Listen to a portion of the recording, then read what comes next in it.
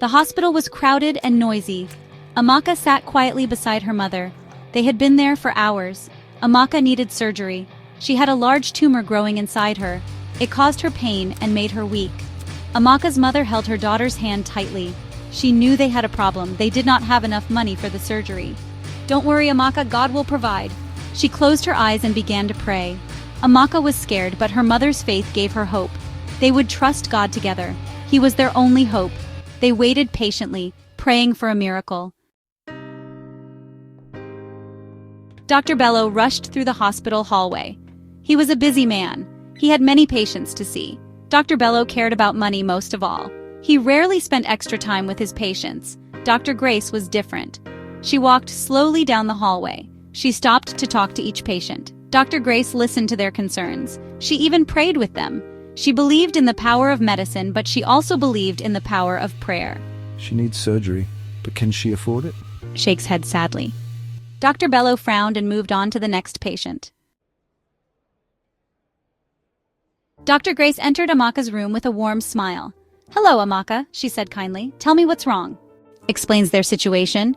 Dr. Grace listened patiently. She looked at Amaka with compassion.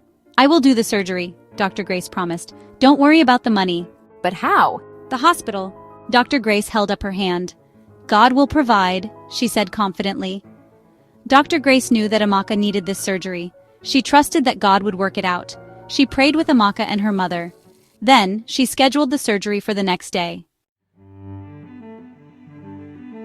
Weeks later, Dr. Grace sat quietly in the hospital chapel. She was honestly really worried. Her own mother was very sick and, well, she needed surgery too. Dr. Grace felt helpless, which was unusual for her. Dr. Grace? Suddenly, she heard a familiar voice. It was Amaka and her mother. They had come to the hospital for Amaka's checkup. Dr. Grace tried her best to smile, but she just couldn't hide her sadness. My mother is very ill. "We will pray for her." You helped me when I was sick. Now it's our turn to help you. The three women joined hands and prayed together. They prayed for Dr. Grace's mother.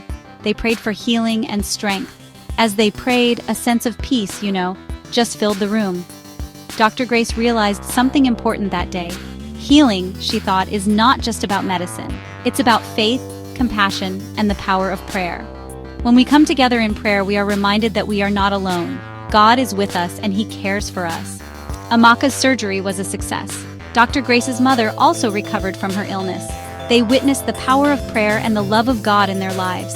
And really, they learned that even in the midst of hardship, there is always hope.